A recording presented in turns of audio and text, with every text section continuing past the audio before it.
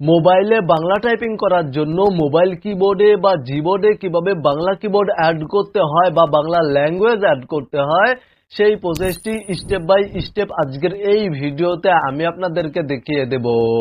প্রসেসটি জানতে ভিডিওটি শেষ পর্যন্ত মনোযোগ সহকারে দেখুন।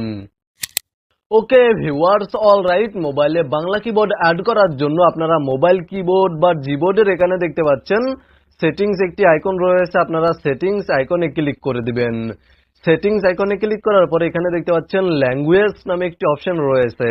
আপনারা ল্যাঙ্গুয়েজ অপশনে চলে যাবেন এবং তারপরে এখানে দেখতে পাচ্ছেন অ্যাড কিবোর্ড নামে একটি অপশন রয়েছে। এই অপশনে ক্লিক করে দিবেন এবং এখানে আপনারা উপরে সার্চ অপশনে ক্লিক করার পরে বাংলা টাইপ করে সার্চ করবেন। জাস্ট আপনারা বাংলা টাইপ করবেন, তাহলে এখানে দেখতে পাচ্ছেন বাংলা বাংলাদেশ, বাংলা ভারত নামে দুইটি কিবোর্ড রয়েছে, দুইটি বাংলা কিবোর্ড রয়েছে।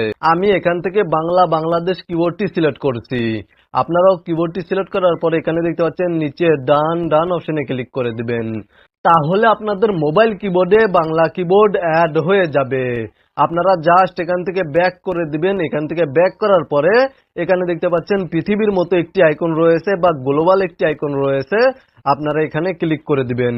এখানে ক্লিক করে দিলে আপনারা বাংলা কিবোর্ডটি পেয়ে যাবেন এবং এখান থেকে বাংলা টাইপ করতে পারবেন এবং পুনরায় আবার এখানে পৃথিবীর মতো আইকনে বা গ্লোবাল আইকনে ক্লিক করে দিলে ইংলিশ কিবোর্ডটি শো করবে, ইংলিশ কিবোর্ডটি দেখা যাবে। আপনারা ভিডিওতে দেখানো এই নিয়মে আপনাদের মোবাইল কিবোর্ডে বা জিবোর্ডে বাংলা কিবোর্ড বা বাংলা ল্যাঙ্গুয়েজ অ্যাড করতে পারবেন এবং একসঙ্গে আপনারা ইংলিশ এবং বাংলা উভয় ল্যাঙ্গুয়েজে টাইপ করতে পারবেন। মূলত আজকের ভিডিওটি এই পর্যন্তই। ভিডিওটি দেখে উপকৃত হয়ে থাকলে অবশ্যই কমেন্টে জানাবেন।